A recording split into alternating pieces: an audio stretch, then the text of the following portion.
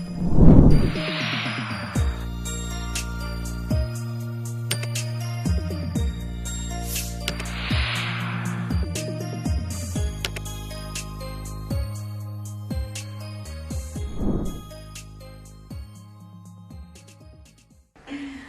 वालेकुम। आज मैंने कहा बड़ी मुश्किल से आज छुट्टी मिल गई गलती से वो कुछ हमारी प्रोडक्शन की जो लोकेशन थी एक जगह पे, वो उनको आज नहीं मिली, तो मुझे तो पहले उन्होंने स्टैंड बाय रखा कि भाई हम आपको किसी को भी बुला लेंगे। मैंने कहा अच्छा। मैं 11 बजे भाग रही तो एक हफ्ता हो रहा है मुझे आपसे बात किए हुए। हाँ, एक बहन ने लिखा भी था, मैं क्या करती, फिर वहाँ इतना शोर होता है तो नहीं कर सकती, तो सुबह सुबह जाते हुए भी नहीं हो रहा होता, नीचे गाड़ी खड़ी होती है, उधर से मेकअप हो रहा होता है, तो तैयार होकर जाती हूँ ना यहाँ से, फिर बैग में रखती हूँ, ये कपड़े निकाल वो एक शूटिंग के कपड़े इसमें, एक शूटिंग के इसमें, फिर मीना आई होती है, इसको कहती हूँ ये निकालो वो रख दो, इसमें से शॉल दे दो इसमें।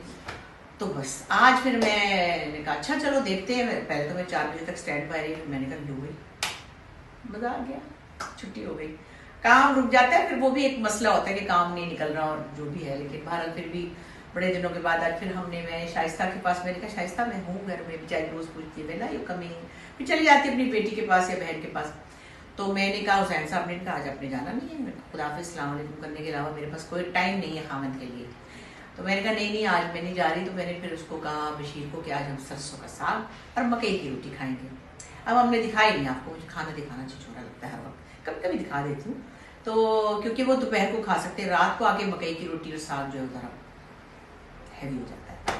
तो मैंने कहा चले, अभी मैं और शाइस्ता कहीं जाने लगे हैं और थोड़ी देर में इंशाल्लाह हम जाएंगे आशियाना पे। इसको कुछ काम थे तो फिर मैंने कहा दोस्त को भी टाइम दे दूँ ना थोड़ा सा। तो वो सैन साहब भी कह रहे हैं कि मतलब मैं बैठा रहा हूँ, आप लिखे हम शाम को आते हैं। तो मैंने कहा थोड़ी देर फिर निकलते हैं। खैर अभी मेरी दोस्त से बात हो रही थी, तो क्या नाम है, अपनी किसी भांजी का बता रही थी बेचारी जिसकी डिवोर्स हो गई है मुख्तलिफ वजूहात की वजह से। तो मेरी दोस्त अपनी भांजी के बारे में बता रही थी कि उसके मसाइल थे और डिवोर्स हुई और ये हुआ और वो हुआ, परेशान है। ज़ाहिर है लड़कियों के 20-25 साल ज़ाया हो जाए, टाइम ज़ाया हो जाए। मैंने देखा उम्र का ये जो दरमियाना हिस्सा है ना, जब इसमें कोई शौहर फिर आप मुझे बायस ना कहिएगा, मैं लड़कियों के बारे में बात कर रही हूँ, क्योंकि लड़कियों के साथ ये होता है कि वो पहले पूरी डिवोशन से घर चलाती हैं, बच्चे घर बार मियाँ ये वो सब, ये तकरीबन 99% लड़कियाँ ऐसे करना चाहती हैं। तो जब आपको पता चले कि आप 40s में आ गए हैं और हस्बैंड जो है उनका कुछ मिजाज बदल गया है, कहीं हाँ रोना चाहते हैं, कहीं से बर्गर खाना चाहते हैं, कहीं से वो निहारी खाना चाहते हैं, कहीं से पुलाव खाना चाहते हैं, जो भी उनका दिल चाहे, तो मतलब वो घूमने फिरने चले जाते हैं। तो आप ऐसी जगह पे जब अपनी बीवी को या अपनी पार्टनर को डिच करते हैं जहाँ मिडिल एज शुरू होती है, तो ना वो आगे की है ना वो पीछे की है, मोस्टली तो यही है। अब तो खैर लड़कियाँ माशाल्लाह इंडिपेंडेंट भी हैं और काम भी करती हैं, कुछ ना कुछ कर ही लेती हैं, लेकिन ऐसी जगह पे आके तुसी मार दो जिथे पानी ना मिले है। और उस वक्त पे वो सोचती है अरे बच्चे तो अभी टीन एज में है, अभी तो एक स्कूल जा रहा है, एक कॉलेज जा रहा है, अब क्या करूँ, अभी हूँ तो तू पाँव में ये बेड़ी है ना, प्यार वाली बेड़ी है। हाँ, हजारों में से कोई एक लड़की है जो अपने बच्चे को छोड़ जाती है, तो फिर कहती है पकड़ो, अब वो आगे से अगला दूसरी शादी करे या ना करे, या अच्छा रखे ना रखे, सही से रख सके ना रख सके, ये भी होता है किसी का, ये नहीं कि वो बुरा बाप ही होता है, लेकिन किसी लोगों को नहीं आता बच्चा रखना।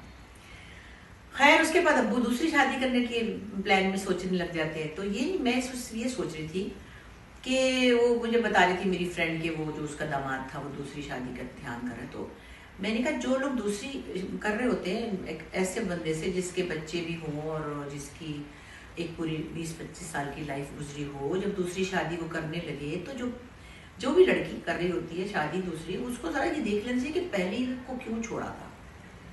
ये एक सवाल है कि आप पता तो चलाएं कि पहले खानदान में या पहले रिश्ते में क्या गड़बड़ हुई थी, क्या पता लड़की की तरफ से हुई हो, क्या पता लड़की का कोई मतलब मिजाज मुश्किल हो या वो चली गई हो छोड़ के, वो एक अलग बात है, या क्या पता लड़की ही नहीं कहीं कुछ और उसको मिल गया। वैसे वो मुश्किल होता है, बच्चों वाली माएँ जो है ना उनके लिए इतना आसान नहीं होता, कोई दूसरों के बच्चों की जिम्मेदारी नहीं लेता है। मगर खैर ज़्यादातर जो है वो लड़के ही ये सोचते हैं कि इसका क्या रखेगी, बच्चे में तो और ज़िंदगी बना लूँगा और बच्चे बना लूँगा और घर बना लूँगा।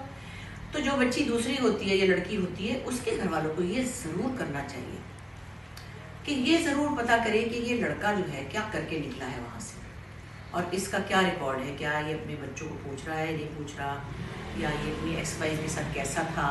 फिर कभी कभी मैंने ये भी देखा एक्स वाइफ जो है वो जो नई वाइफ होने वाली होती है, कभी कभी ऐसे होता है कि वो कहीं ना कहीं से उसको बताती है मतलब किसी के थ्रू बताती है कि ये यूँ था तो वो कहते हैं हाँ हाँ ये तो कहेगी ना, क्योंकि जाहिर है इसको उसने छोड़ दिया है, मतलब लोग उसको इतना सीरियसली नहीं लेते। मुझे लगता है कि ये ज़रूर इन्वेस्टिगेट करना चाहिए कि जो पहली दफ़ा जिसने गड़बड़ की है वो दूसरी दफ़ा नहीं कर सकता है, और तीसरी दफ़ा, क्योंकि उसकी नेचर है। ये नहीं कि कोई डाकू ही है वो, लेकिन किसी की नेचर वो नहीं बदलती ना। अगर पहला बंदा टॉक्सिक था पहली बीवी के साथ, तो वो दूसरी के साथ भी होगा, उसको आदत है ना उसकी, मतलब उसकी जेनेटिक्स है या उसको उसकी फितरत है, वो नहीं बदल सकता। तो दूसरी दफ़ा कैसे वो इतना अच्छा और इतना परफेक्ट हो सकता है कि वो आपकी बेटी को तंग नहीं करेगा, जिसने पहली बेटी को, किसी की बेटी को या किसी अपनी पार्टनर को तंग किया था। तो मुझे लगता है कि छोटी सी चीज़, वैसे बाद में लोग कहते हैं हाय हम पता ही कर लेते, हमने ना पूछा। मैंने अक्सर देखा है एक गड़बड़ जगह शादी होती है तो लोग ये बाद में कहते हैं और पहली वाले से पहले वालों के हाँ भी ये हुआ था, हमें पता नहीं था, हमें पता होना चाहिए था। तो ये बातें भी ज़रूरी हैं, लेकिन बाहर किस्मत की बात है और ज़िंदगी कहाँ से कहाँ किसको ले जाती है, हम क्या कह सकते हैं। लो जी, हमें तो पता चला कि वो तो हमारा आशियाना ही बंद है, मतलब हमारा आशियाना तो ये है, लेकिन आज वो पब्लिक हॉलीडे है तो फिर तो बाजार ही बंद है। सारे अरमान बंदे लटका के बैठ गई थी मैं भी, और वो सहेली भी आई थी। खैर वो तो इतनी तैयार नहीं, मैंने कहा चलो भाई मैं बड़े दिनों बाद अपने गेटअप, उस एक जगह साड़ियाँ पहन रही हूँ, एक जगह वो मैं दादी भी नहीं हूँ तो मैं स्कार्फ वाले कपड़े पहन रही हूँ। तो मैंने कहा है बहुत दिन से मैंने ये कपड़े नहीं पहने थे तो ये पहन लिए। खैर चलो घर में लेट के मैं आराम से ड्रामा देखूंगी, मैं आज नेटफ्लिक्स देखूंगी। और फिर हुसैन साहब अभी मुझे कहते हैं आप लिफ्ट नहीं करा रही हैं, वो लिख भी रहे हैं, उनके पास टाइम का है। मैंने कहा चलो शाम को हम गपशप लगाएंगे। तो ये तो है। खैर जनाब, बात यह है कि जो कुछ मुल्क में हो रहा है, जो ख़ास तौर पे कराची में और बलूचिस्तान में भी, बलूचिस्तान की भी बड़ी फिक्र रहती है। वहाँ पे क्या क्या बोलें, मुझे किसी ने कहा आप ये मत कहा करें, अब क्या बोलें, क्योंकि आप बोलें तो वो सुना जाएगा। मैं क्या क्या बोलूँ मैं, कि मैं देख रही हूँ सब कुछ, आप भी देख रहे हैं, कराची में भी जो हो रहा है आप देख रहे हैं।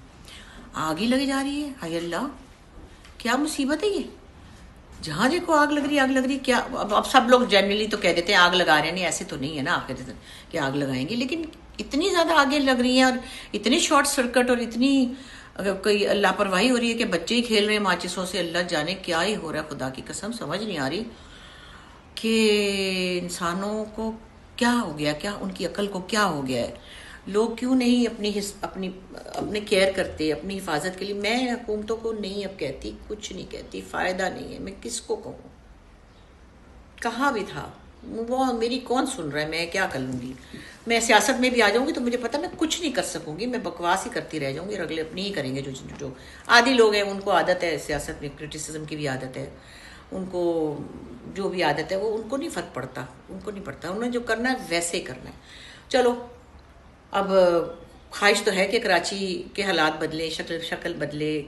अल्लाह मियाँ ने इतना कुछ कराची को दिया हुआ है और लोगों को इतना प्यार कराची ने दिया हुआ है। कराची वेलकमिंग सिटी है। कल मुझे यमुना भी कह रही थी कि आपा मैं लाहौर में पली बड़ी हूँ लेकिन मुझे तो कराची से अच्छा कुछ नहीं लगता, कहीं जाने जोगी नहीं हूँ मैं। और हमजा सोहेल भी कह रहा था कि मैं तो कराची में काम करने का इतना आदी हो गया हूँ कि मुझे नहीं लाहौर में समझ आ रही। लाहौर में इतना काम भी नहीं होता, लेकिन मोस्टली लाहौर के हमारे आर्टिस्ट जो है वो कराची में काम करते हैं क्योंकि वहाँ काम ही नहीं है।